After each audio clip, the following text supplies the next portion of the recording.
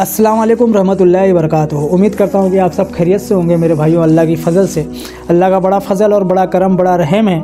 और अल्लाह का इतना बड़ा एहसान है कि अल्लाह ने इस फ़िक्रों के साथ जो है इस उम्मत में जो है हमें ये काम का मौका दिया है। अल्लाह का बड़ा एहसान है। असल जो आज हमारा टॉपिक है मेरे भाइयों, वो टॉपिक कुछ जो हमारे कमज़ोर ईमान वाले भाई हैं उनके लिए है, जिनका दिल मुर्दा हो चुका है, जिनका दिल मुर्दा हो चुका है। ये उन ईमान वाले भाइयों के लिए है जो गफलत की ज़िंदगी जी रहे हैं मेरे भाइयों। मैं आप लोगों को असल बात ये बता देना चाहता हूँ कि आप लोगों ने मेरी फ़िक्रें देखी है और अल्हम्दुलिल्लाह अल्लाह मुझसे काम ले रहा है। जितना काम अल्लाह ले रहा है अल्हम्दुलिल्लाह करने की कोशिश कर रहा हूँ इंशाल्लाह। मैंने आपको बताया था कि मैंने कई शहरों में जाके जो है सर्वे किया है कि आज उम्मत के हालात क्या है, उम्मत के जो है मामलात जो है वो उम्मत के मामलात क्या चल रहे हैं। तो इसकी मेरी फ़िक्र है मेरे भाइयों। मैं आप लोगों को बताना चाहता हूँ असल जो मेरी फ़िक्र जो उम्मत की चल रही है, उसके साथ साथ मैंने देखा कि मुझे जब जहाँ भी जाना होता था सफ़र के दौरान, अल्हम्दुलिल्लाह अल्लाह ने जो है सफ़र में बड़ी मदद और बड़ी रहनुमाई की, अल्लाह का शुक्र है।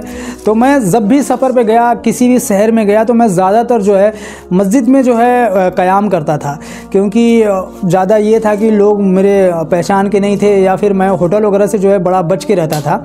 होटल वगैरह में बहुत कम जो है मैं रुकने की कोशिश करता था। कभी ऐसा मामला नहीं हुआ तो कभी रुकता था। और फिर हमारा इस्तेताद भी इतना नहीं था कि मैं VIP होटलों में रुकूँ, क्योंकि मैं तो काम कर रहा था, तो हमें पैसे की भी जो है ज़रा मैनेज करना था, फजूल खर्ची जो है करना नहीं था।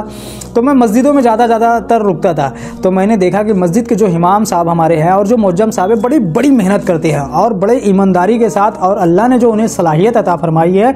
मैं पूरे हिंदुस्तान के या पूरी दुनिया के आलिमों और हाफिज़ों और मस्जिद के जो इमाम हैं और मुअज्जम हैं, मैं उनके लिए अल्लाह से दुआ करता हूँ कि अल्लाह जो है उन्हें जज़ाए खैर अता फरमाए और हर उनके मामले को अल्लाह जो बेहतरीन से बेहतरीन अता फरमाए। असल जो है आप लोगों को बताना ये है मेरा कि मैंने देखा कि जो आज मस्जिद के इमाम साहब और मुअज्जम साहब का जो मामला है, तो हर जगह का मामला मैंने तकरीबन हर जगह का ये देखा कि मस्जिद के इमाम साहब का पगार जो है बड़ा कम रहता है, मुअज्जम साहब का पगार बड़ा कम होता है। जो उनकी सैलरी होती है, दरअसल अल्लाह का फ़ज़ल है कि उनकी जो सैलरी है वो बरकत वाली रहती है, इसलिए अल्लाह उनके मामले को हल कर देता है। असल हमारे ईमान की इतनी कमज़ोरी हो गई है मेरे भाइयों, जो मैं आप लोगों को बताना चाहता हूँ कि आज हमारा ईमान इस तरीके का हो चुका है कि हम मस्जिद के इमाम साहब के जो है ना हर मामले को जो है ना पूरी तरीके से जो है कवर करते हैं। कवर किस तरीके से करते हैं? एक तो अगर मदद का मामला आया तो हम पीछे हट जाते हैं, हम अपने अमाल से पीछे हट जाते हैं, अपने हक़ से पीछे हट जाते हैं।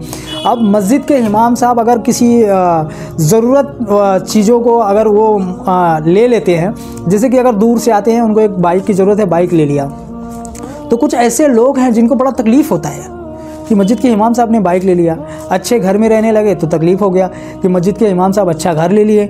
अच्छा अगर खाना खा लिया तो उस बात से तकलीफ़ हो गया कि इमाम साहब ने अच्छा खाना खाया, अच्छी जगह गए थे, ये घर में पकाया था। भाई मैं आप लोगों से ये पूछना चाहता हूँ, ये जानना चाहता हूँ आप लोगों से कि आज हमारा ईमान इस तरीके का हो गया कि जो हमारे राहगीर हैं, जो हमारे पूरे बस्ती के, हमारे पूरे बच्चों की, हमारे पूरे शहर की फ़िक्र लेके चलते हैं, उनके सर पे हम कितनी जिम्मेदारियां डाल देते हैं। एक छोटे से अमाउंट के पगार में हम चाहते हैं कि इमाम साहब और मुअज्जम साहब से सारा काम ले ले, और उनको पगार भी उनके आज के दौर के हिसाब से मिलता नहीं है। और फिर इतनी काम आप लेना चाहते हैं, उसके बाद भी आपकी ये फ़िक्र होती है कि इमाम साहब ने बाइक कैसे ले लिया, इमाम साहब ने अच्छे घर कैसे ले लिए। मेरे कमज़ोर ईमान वाले भाइयों, बेगैरत मुसलमान, मैं आपको ये बताना चाहता हूँ कि सबसे पहले हक़ हमारे मस्जिद के इमाम और मुअज्जम का ही है। सबसे पहले हक़ हमारे मस्जिद के इमाम का ही है। किसी भी फ़िरके के इमाम हो, मैं यहाँ फ़िरका परस्त की बात नहीं कर रहा हूँ, इमाम के मस्जिद के इमाम और मुअज्जम साहब की बात कर रहा हूँ कि आज किस तरीके से मामला पेश कर रहे हैं। आपको किस बात की तकलीफ़ होती है भाई?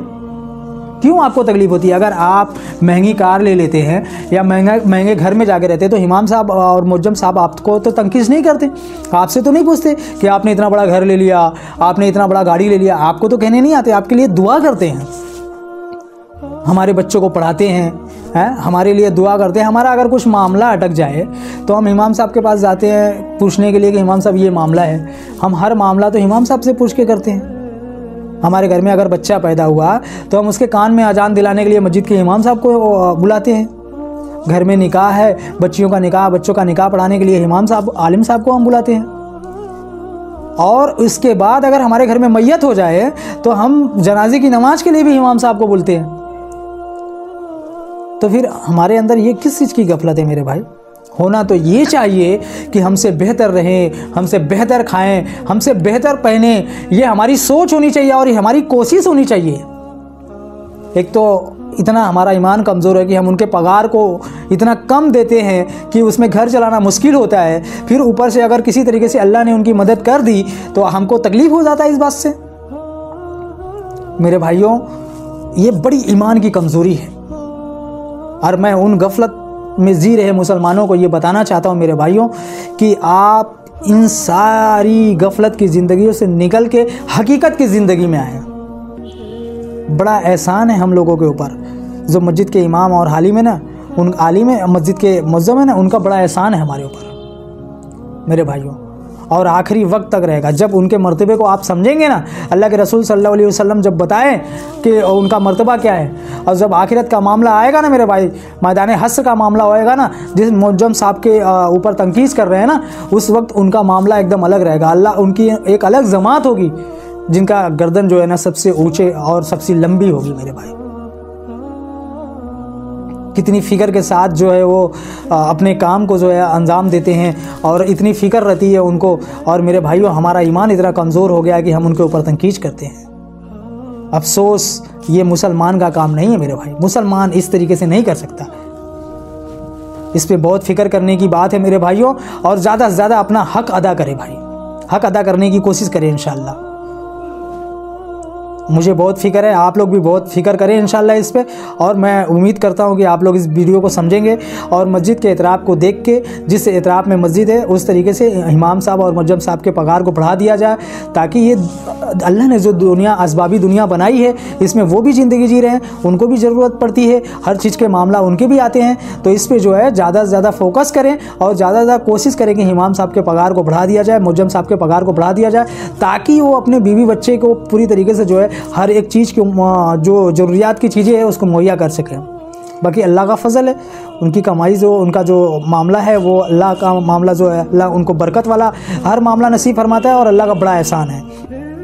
मैं अल्लाह से दुआ करता हूँ मेरे भाइयों कि अल्लाह इस मामले में आपको भी हिदायत अता फरमाए और मुझे भी हिदायत अता फरमाए और एक दूसरे का हक़ अदा करने वाला बनाए मेरे भाइयों। अस्सलाम वालेकुम रहमतुल्लाहि व बरकातहू।